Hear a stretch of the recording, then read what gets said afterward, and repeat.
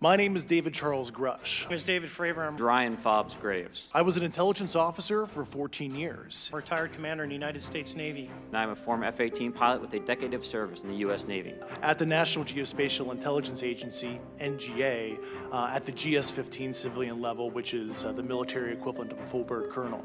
In 2004, I was a commanding officer of Strike Fighter Squadron 41, the world-famous Black Aces.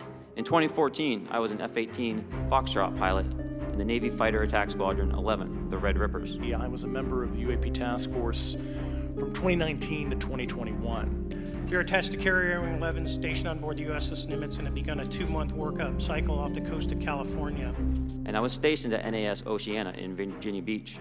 In 2019, the UAP Task Force Director asked me to identify all special access programs and controlled access programs. On this day, we were scheduled for a 2v2 air-to-air training. We began detecting unknown objects operating in our airspace. It was cleared to literally all relevant compartments.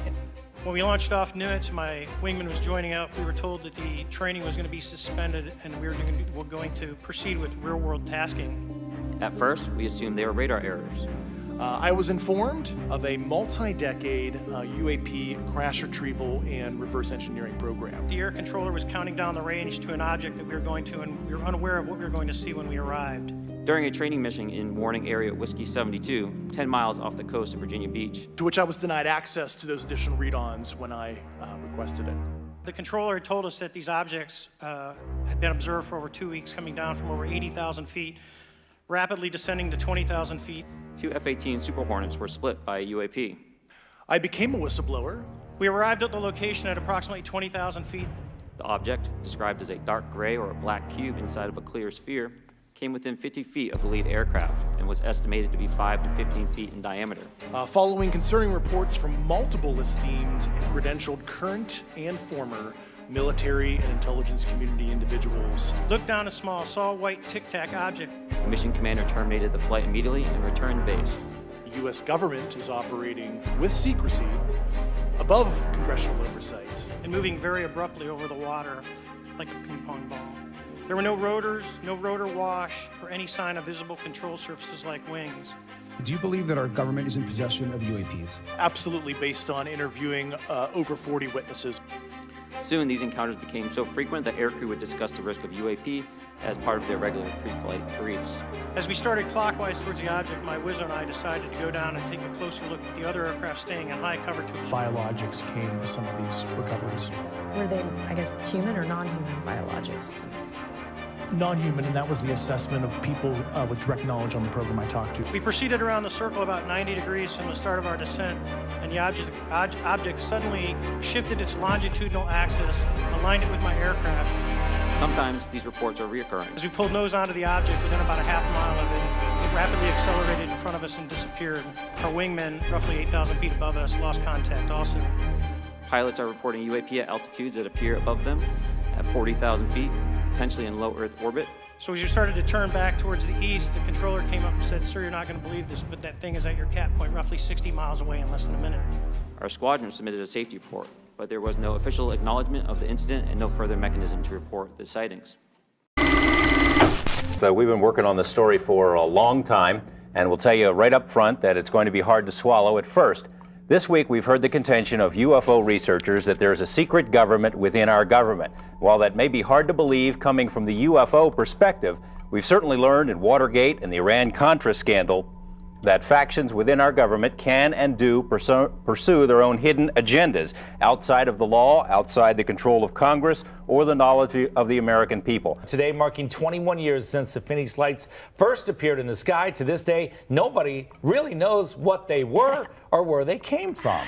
It's been that long, huh? Earlier this week, the New York Times and Politico revealed the existence of a secret government program to investigate UFO sightings. It was especially focused on encounters by members of the military. For the first time in more than half a century, a House panel is holding a public hearing on mysterious flying objects, popularly known as UFOs.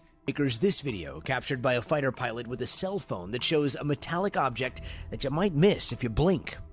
I do not have an explanation for what this specific object is. A Pentagon official revealed today that the U.S. government is investigating more than 600 potential UFO sightings. The U.S. government has verified they're real in the sense there are objects moving in the sky that we cannot identify.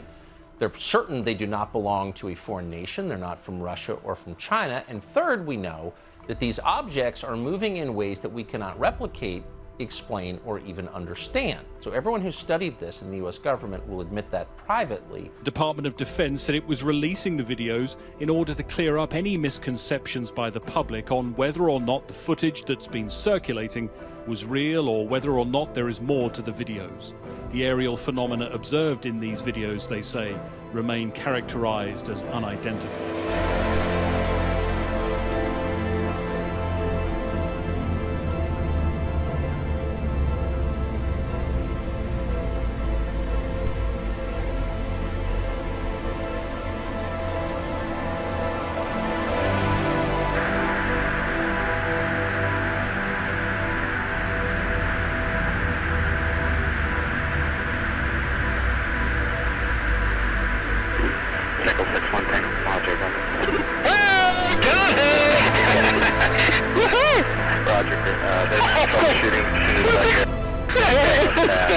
Did you box moving target? No, I took an auto track. Oh, okay. Oh my gosh, dude. Wow, look at that, man. Dude, that is wrong, bro. There's a whole fleet of them. Look on the ASA. My gosh. They're all going against the wind. The wind's 120 knots from the west. Look at that thing, dude.